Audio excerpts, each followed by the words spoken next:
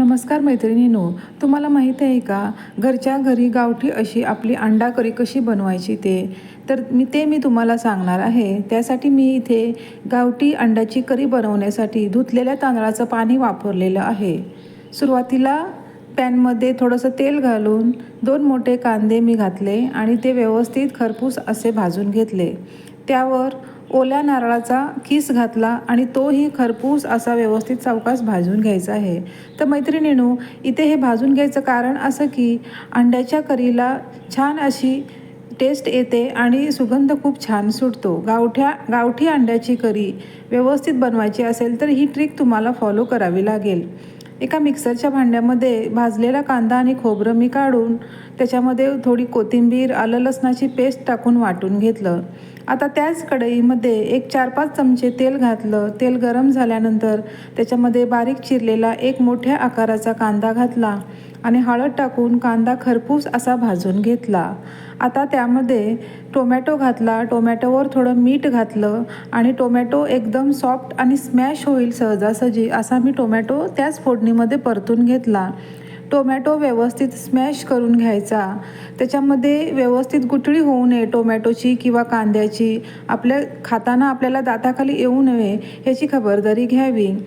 Tomato आणि कांदा व्यवस्थित स्मॅश झाल्यानंतर त्याच्यामध्ये चवीप्रमाणे म्हणजे जेवढे आपल्याला अंडाकरी करायचे आहे त्या क्वांटिटीप्रमाणे तिखट घालून तिखट चांगले परतवून घेणे, तिखटाला व्यवस्थित तेल सुटेपर्यंत परतवून घेणे।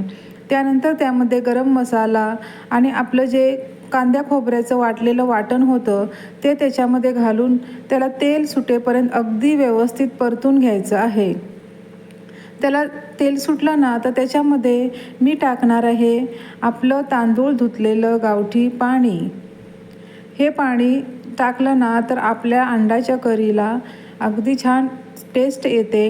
हे तांदळाचं पाणी आपण कुकरमध्ये जेव्हा डाळ शिजवितो किंवा वरण करतो डाळीचं त्या पाण्यामध्ये जरी शिजवलं तरी डाळ खूप छान होते। आता हे पाणी घातलं ना तर त्याच्यानंतर त्याला छान उकळी येऊ द्यावी आणि त्याला व्यवस्थित तेल सुटतं। थोडी कडकडून उकळी आली त्याच्यामध्ये मग आपल्याला क्वांटिटीप्रमाणे जितकी अंडी लागतील त्याप्रमाणे अंडी एक ठिकाणी सोडायची आहेत। अंडी व्यवस्थित फोडून सोडायची आहेत आणि ह्या अंडा करीसाठी आपल्याला सपाट तळाचीच कढई घ्यायची आहे किंवा सपाट तळाचं आपलं जे भांडं असतं तेच घ्यायचं आहे। कारण अंडी आपल्याला वेगवेगळ्या ठिकाणी सोडायची आहेत। एकत्र जर सोडली तर ती एकमेकाला चिकटून बसतील।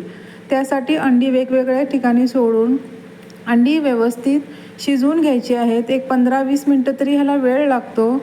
हा वेळ झाल्यानंतर आपण झाकण उघडून बघायचं आहे की अंडी आपली व्यवस्थित शिजलेली आहेत की नाही।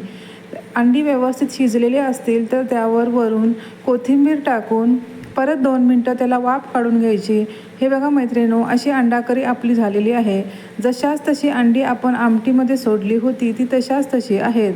त्याला न हलवता व्यवस्थित शिजवून घ्यायचं आहे आणि आपण ज्या वेळेला जेवण करतो त्यावेळेला व्यवस्थित सर्व करायचं आहे। ही अंडा करी थोडी पातळ केली तर आपण भाताबरोबर खाऊ शकतो आणि जर थोडी जाडसर केली तर चपातीबरोबर किंवा तांदळाच्या भाकरीबरोबर आपण ही खाऊ शकतो। तर बघा, अशी ही मस्त झणझणीत आपली गावठी गावरान अंडा करी तयार झाली।